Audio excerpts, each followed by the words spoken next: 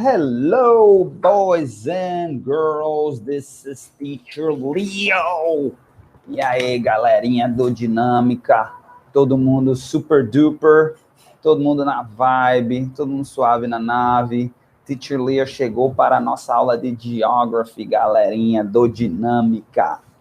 E a gente hoje vai ter um assunto muito legal, tá certo? Que é agentes externos, agentes formadores, né, de relevo. É só para vocês se situarem em relação ao livro de vocês, vai da página 169 até a página 178, ok? Então vamos lá, vamos começar a trabalhar em cima disso.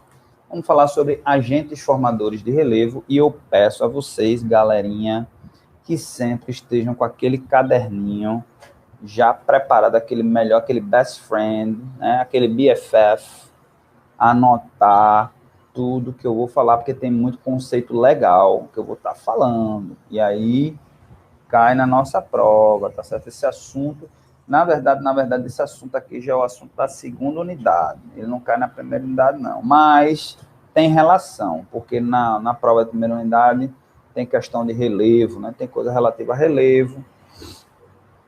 E aqui a gente vai falar sobre os agentes formadores do relevo e não exatamente do relevo, tá certo?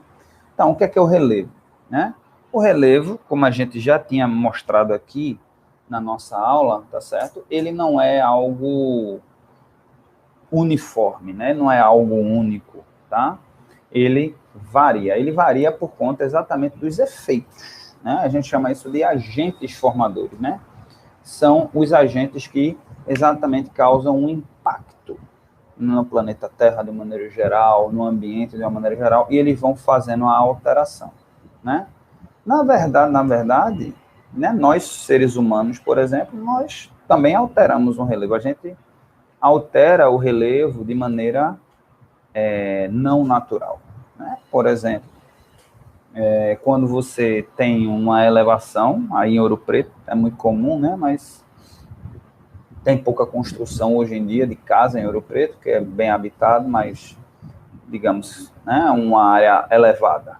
Então, se, por exemplo, alguém, para você construir uma casa, geralmente as pessoas cortam, né? Cortam a barreira, cortam para poder ficar niveladozinho para ali construir sua casa ou construir o que for em cima. Então, ali você tá, o ser humano, ele também é capaz disso, de fazer essa alteração de relevo de uma forma individual, né, particular, mas também ele pode, por exemplo, tem um loteamento de um amigo meu, por exemplo, que o relevo ele era todo desnivelado, né, tem as subidas, tem as descidas, e aí ele tá deixando todo retinho, todo bonitinho, para poder valorizar, né? Para poder, quando a pessoa chegar para construir, não precisar cortar, ou botar areia, ou tirar areia, tá certo? Coisa desse tipo, tá? Mas a gente aqui, na aula da gente, a gente vai tratar mais das questões naturais, né? Formação de relevo de maneira natural, tá certo? Então, os agentes formadores de relevo são responsáveis por um processo contínuo e dinâmico da transformação morfológica, tá certo? Então, o relevo está sempre sofrendo alteração. Uns mais do que outros, mas ele está sempre sofrendo alteração. Vai ter relevo que ele vai ser mais suscetível à transformação, tem outros que são mais difíceis. Por exemplo, vou dar um exemplo. Dunas, né? As dunas, a duna pode estar aqui, uma montanha de areia aqui, e quando você olhar no outro dia, não está mais. Ele está em outro lugar porque o vento levou aquela areia para outro local. Tá? Então, ele fez a alteração.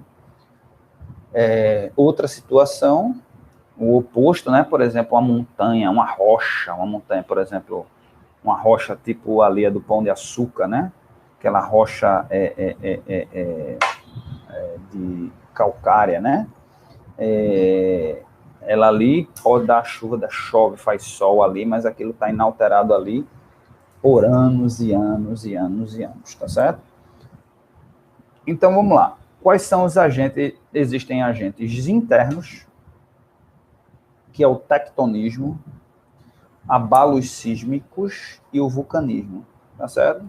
O que é o tectonismo? O tectonismo são exatamente esse movimento das placas tectônicas. A gente já falou sobre isso em outras aulas, tá certo? Em que as placas, né? O planeta Terra, ele meio que é imperfeito, tá certo? E ele tem, digamos assim, rachaduras, para a gente usar um palavreado mais simplificado. Ele tem suas rachaduras. E aí o que é que acontece? Essas rachaduras, de vez em quando, elas se ajustam. Elas se ajustam, né? Dentro do nosso planeta Terra, é uma camada, uma energia enorme, violenta, né? E quente, um calor imenso lá dentro. Então, esse calor, né, tem muita energia, ele libera, de vez em quando a pressão é muito grande, a produção de gases. Então, ali, de vez em quando, ele precisa eliminar alguma coisa, porque a pressão é muito grande. E aí, é exatamente essa pressão que tem internamente faz com que as placas, exatamente, e geralmente isso acontece na parte mais frágil, e a parte mais frágil é exatamente onde tem uma rachadura, né? É mais ou menos assim, se você pega uma parede e vê uma rachadura numa parede, e você aplica uma força por igual nessa parede, onde é que é mais provável dessa parede ceder? Exatamente na parte da rachadura. É ali a parte que está mais frágil daquela estrutura. Então, tectonismo, tá certo? Os abalos sísmicos, que são exatamente a causa, né, desse tectonismo, e vulcanismos, que também são consequências, né? O que é o vulcanismo? Eu acho que vocês já mataram aí, né? O vulcanismo é exatamente os vulcões quando eles entram em erupção. Já foi muito pior, né? Na história aí, de, se eu não me engano, 1 bilhão de anos o planeta Terra tem. O nosso universo, se eu não me engano, tem em torno de 4 a 5 bilhões, e o nosso planeta Terra, assim, nesse formato, né? 1 bi de anos, e já foi muito pior, tá? Hoje em dia é bem melhor, mas aqui e ali a gente tem essa ação do vulcanismo, tá certo? Inclusive tem uma cidade na Itália, esqueci o nome da cidade agora, Pompei, que é uma cidade que o vulcanismo afetou diretamente, porque quando o vulcão entrou em erupção, a lava foi tão rápido, o acontecimento foi tão forte, tão rápido, que as pessoas morreram. Que o vulcão veio, a lava veio e passou por cima das pessoas. E até hoje, se a gente for em Pompeia, a gente vai ver lá, né? A lava, ela já dura, né? Já rocha. E as pessoas, a lava por cima das pessoas, as pessoas como se fosse uma estátua. Na verdade, depois eu fui pesquisar online, porque eu me perguntei, eu digo, peraí, mas a lava, ela não derreteria o corpo das pessoas? E depois eu descobri que, na verdade, aquelas estátuas não são de pessoas de verdade. Na verdade, foi colocado ali exatamente para causar essa impressão de que a lava veio tão rapidamente que as pessoas foram pegas de surpresa e ficou como se fosse a estátua da pessoa que estava ali. Mas a lava, o calor dela é tão grande que teria derretido o nosso corpo, os ossos do corpo, não teria resistido. Eu sempre me perguntei isso daí, depois eu pesquisei, e a realidade é essa mesmo, tá certo? Então, a gente tem também os agentes externos, tá? Os agentes externos, que são o quê? Aí o vento, a chuva, a neve, alternâncias de temperatura, os seres vivos, o homem, então, né? O homem, então, nem se fala, tá certo? Então, se vocês se perguntam, o vento, como é que o vento altera? Sim, o vento altera, porque o vento ele vai batendo, por exemplo, numa superfície, e depois de anos e anos e milhões de anos, ele vai alterando aquela superfície, tá? Ele vai lapidando aquela superfície. A chuva também.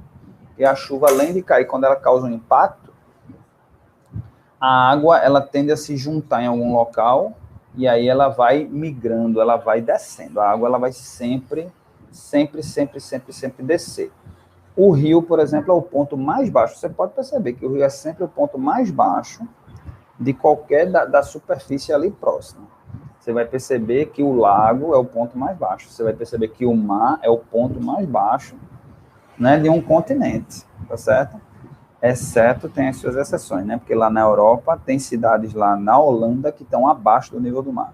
Eu sei que tem muita gente, eu não sei, na verdade, não sei se fala isso ainda hoje, mas quando eu tinha a idade de vocês, se dizia que Recife e Olinda era abaixo do nível do mar, o que não é verdade. Recife e Olinda não é abaixo do nível do mar. Se Recife e Olinda fosse abaixo do nível do mar,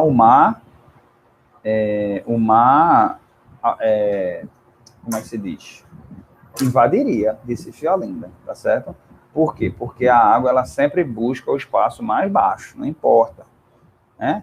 No caso de Roterdã, se eu não me engano, Roterdã, na Holanda, eles têm uma estrutura lá, eles têm dams, né? Como é que chama dams? Diques, dique que chama? Diques gigantescos, tá? Que seguram essa água, e ainda eles têm uma mega estrutura que a cidade, Amsterdã, inclusive, assim, né? É cheia de canais, cheia de riozinhos. Então, quando a maré sobe muito, eles abrem as comportas e jogam água para os canais. Eles enchem os canais quando a maré está alta, e quando a maré baixa, a água retorna. Então, assim, eles desenvolveram essa tecnologia que, inclusive, gente, tem mais de 200 anos. Na verdade, é por isso que os holandeses já eram muita de engenharia dos holandeses, já era muito mais desenvolvida. E eles, quando vieram aqui, invadiram, não sei se vocês sabem disso, né? Mas eles invadiram Olinda e Recife, né? Pernambuco, e passaram um bom tempo aqui em Pernambuco. E a gente tem essa herança deles, né? A gente tem o Palácio e o Campo das Princesas, por exemplo, a construção deles, as pontes são construções dele, esse estilo dessas casas, assim, essas casas que ficam ali na Rua da Aurora, não sei se vocês sabem onde é que fica a Rua da Aurora, mas ali na Rua da Aurora é construção ali oriunda dos holandeses, né? Inclusive tem várias imagens que a gente vê que é assim mesmo. Eles fazem a Olinda, por exemplo, Olinda é um exemplo, né? Porque apesar de que ali é construção portuguesa, mas é bem pequenininho, né? A frente é bem pequenininho e é uma língua, né? Eles, não sei por que o terreno deles era assim. É bem pequenininho a frente e é uma língua lá para trás, as casas de Olinda. E aí você cresce, você vai para cima, entendeu? Então, os holandeses, espetaculares. Alguns alegam que se os holandeses tivessem permanecido aqui, Pernambuco, né, seria muito mais desenvolvido.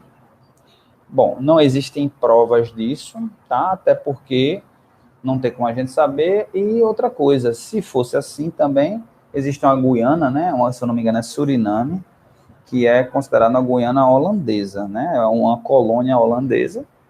E nem por causa disso é um país desenvolvido. Então, não significa absolutamente nada. Mas algumas pessoas dizem que sim. Então, a chuva, a neve, ela também, né? Porque a neve, ela é água, ela é o formato semissólido de água. Então, ela também tem uma hora que ela derrete, tem uma hora que ela busca o caminho dela, e no caminho dela ela vai abrindo espaço, vai jogando terra para um lado, vai jogando terra para o outro. Alternâncias de temperatura, tá certo? Então, por exemplo, não sei se vocês já ouviram falar nisso, mas as pessoas dizem assim, né, que um dia o sertão foi mar, né? E é verdade, existem estudos aí dos antropólogos, né, mostrando fóssil de animal marinho no sertão. Então, veja, uma área que hoje é extremamente quente, seca, sem água, um dia foi mar, tá? Então, isso é efeito do quê? Efeito da temperatura. O planeta Terra, ele vem aquecendo, né? Ele aquece a cada ano após ano, ele está aquecendo, agora numa velocidade ainda maior por conta do efeito do ser humano, tá certo? Mas um dia teve tanta água que o mar já foi no sertão.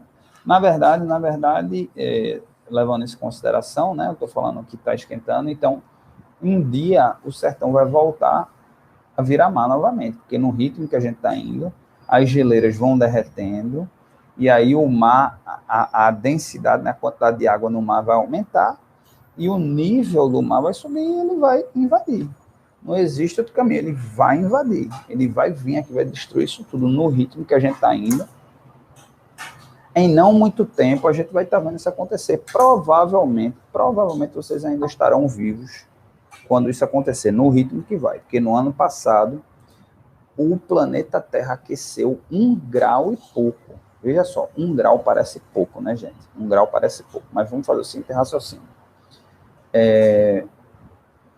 De 29 para 30. De 29 para 30 não é muita coisa, mas causa impacto no planeta de uma maneira geral. Agora imagine, 1 grau por ano. Daqui a 30 anos, o que era 30 graus hoje vai estar 60 graus. Quando o Recife dá 35 graus, a gente falta se acabar aqui de calor. Imagina Recife com 60 graus. O ser humano já não vai ter condição de viver mais. Essas pessoas vão ter que viver internamente, vai ter que tudo ser na base do ar-condicionado.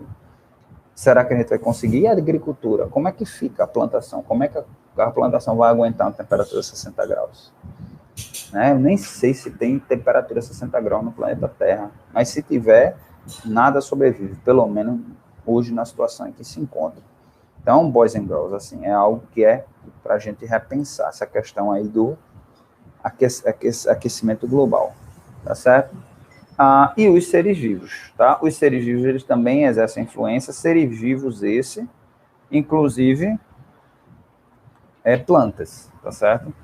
E animais. Eu vou dar um exemplo interessante, né, de ser vivo, de influência do ser humano, tentando influenciar no meio ambiente, num ecossistema, e acabou alterando, tá certo? Tem o Parque Yellowstone, não sei se vocês já assistiram, tem um parque gigantesco lá nos Estados Unidos, é uma reserva florestal gigantesca. Não sei se vocês já assistiram Zé Colmeia e Catatal, é um desenho que tinha na minha época, na época que eu tinha a idade de vocês, mas não sei se passa nos dias de hoje na televisão. E é lá, eu tô falando isso porque acontece lá, né, esse desenho. E aí, o que foi que fizeram no Parque Yellowstone? As pessoas, com pena, porque os lobos, existiam lobos lá, e os lobos, obviamente, eles precisam se alimentar, eles são carnívoros, então eles atacavam os veados, né, da reserva. E aí, eles ficavam com pena, né, os Park Rangers, né, o pessoal cuidava, ficou com pena dos viadinhos, porque eles eram atacados e morriam. O que foi que aconteceu? Tiraram os lobos de lá e levaram para outro local. O que foi que aconteceu? Os veados, sem nenhum predador, começaram a se multiplicar vertiginosamente. Ficou com a superpopulação, tá certo? O que foi que aconteceu? Eles começaram, obviamente, essa superpopulação precisa se alimentar, tá certo? E o que foi que aconteceu? Eles começaram a comer todo o mato. Inclusive, existe um mato especial, né, principalmente mato na beira do rio, que é onde tem água. Ali tem água, tem fertilidade para as plantas. Então, tem aquele mato ali na beira do rio que seca, que também ele está ali e ele já evita a erosão. Começaram a comer aquele mato. O que foi que aconteceu?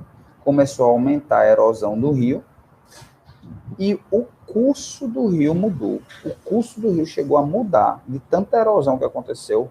O rio passava por um lugar, acabou passando por outro lugar. Tá certo? Então, isso causou um problema geral lá. O que foi que fizeram? Colocaram de volta os lobos no Parque Yellowstone. Os lobos começaram a caçar os veados e a população reduziu e as plantas voltaram a florescer, tá certo? E essas plantas florescendo evitou a erosão e o rio voltou para o curso dele original. Veja como o meio ambiente, veja como a natureza ela é sensível, boys and girls, tá certo? Então, veja como os agentes são capazes de mudar, né? Tem um detalhe também, os veados iam beber água, né? Antigamente, quando tinha lobo, os lobos já ficavam ligados. Opa, todo animal precisa vir beber água. Então, eles iam beber água rapidinho e saíam. Não ficavam se alimentando lá.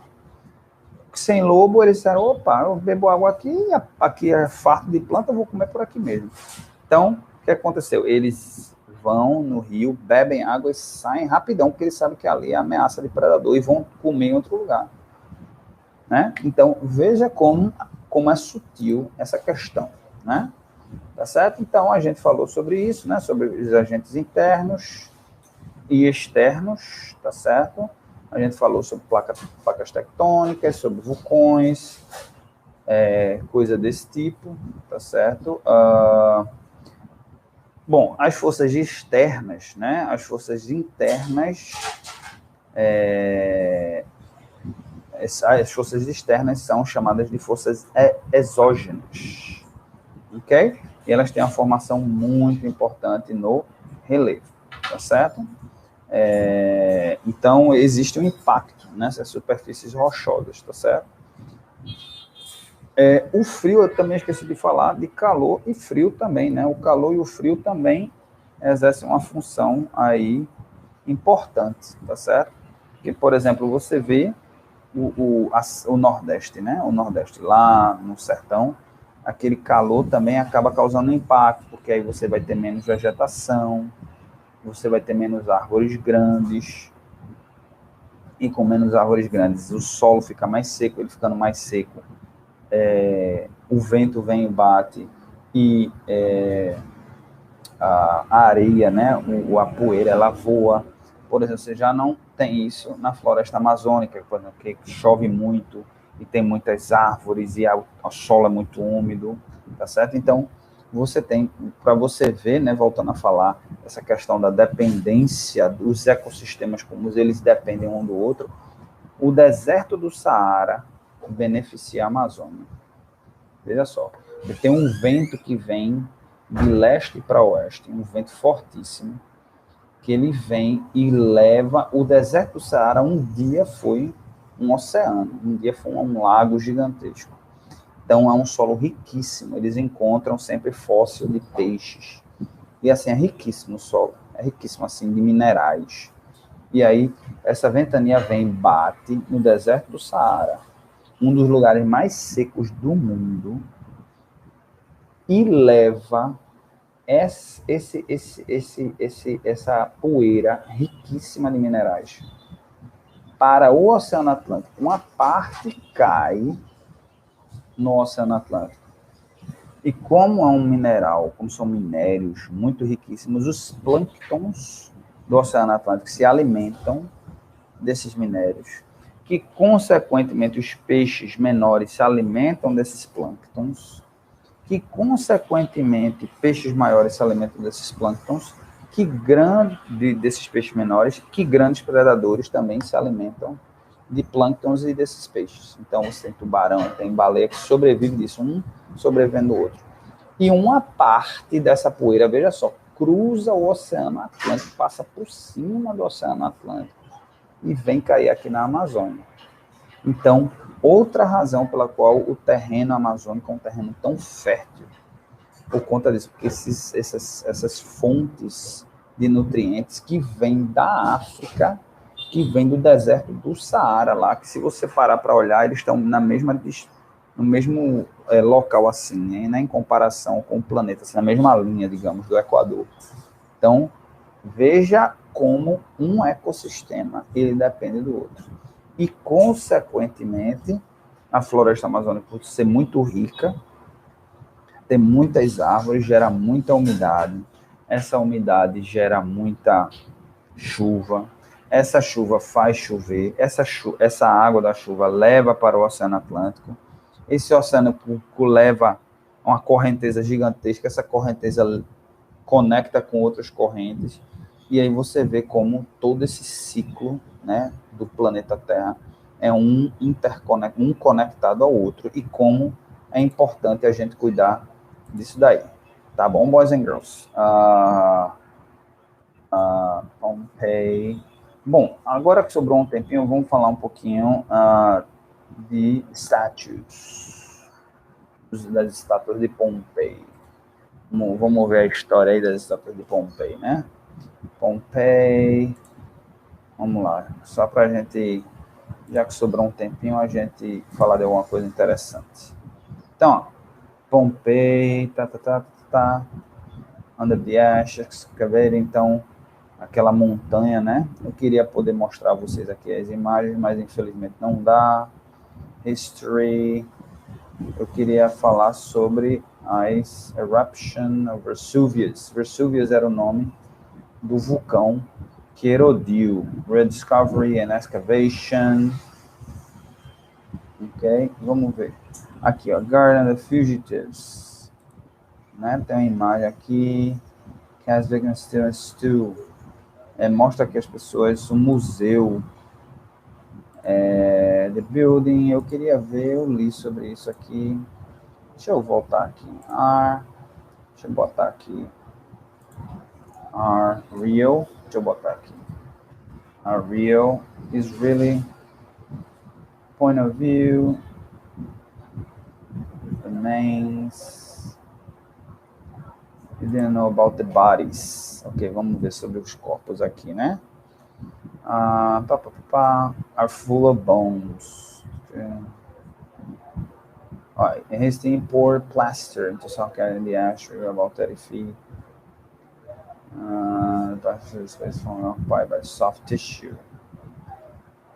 They reveal syphilis, social. Bom, algumas, pelo que eu estou vendo aqui, casual position. By fetal position to common suffocation. Punish cause roof collapse. Aqui some Pompeians remain door. Casual position to the high temperature kill the Pompeians na suffocation by ash. Aqui não tem. I may be wrong about when the silver erupted. Aqui não fala. Aqui. Many creative stories for the body, but misleading. There's the pregnant woman who I can send by hot ash. 2 maidens.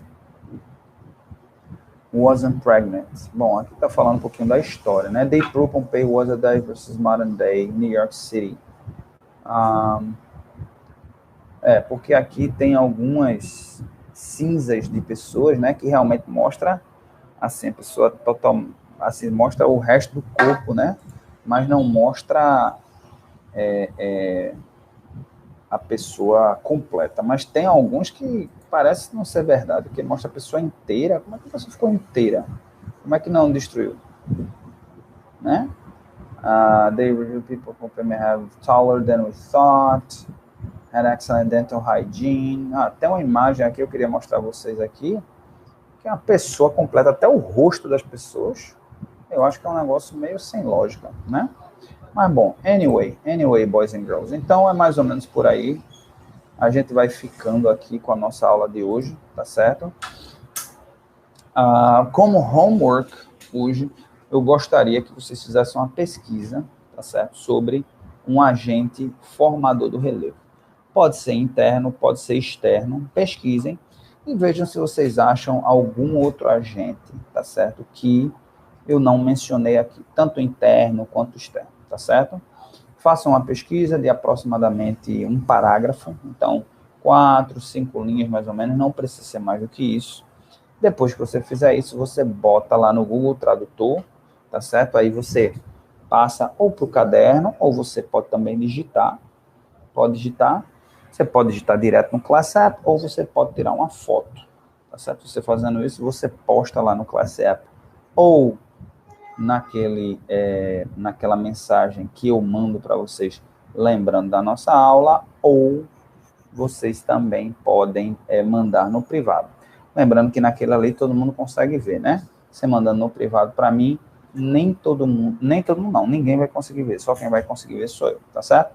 Gostaria também de dizer que são poucos os alunos que estão enviando as atividades, tá certo? Então, eu estou preocupado se vocês estão assistindo às aulas ou se estão fazendo as atividades. Lembra que são 3 questões, tá certo? Dia 15 de março, aula liberada no dia 7, então daqui a uma semana, vocês vão estar recebendo a prova, tá certo? Com 3 questões de Geography, tá certo? Então, is no laughing matter, não é uma coisa que é para você levar na brincadeira não, porque é assunto de prova.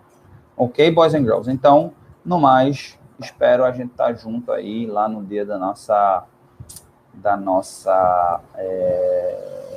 drive-thru, né? Um drive-thru. A gente vai se ver, vai ter outra aula gravada ainda, que se eu não me engano é dia 15.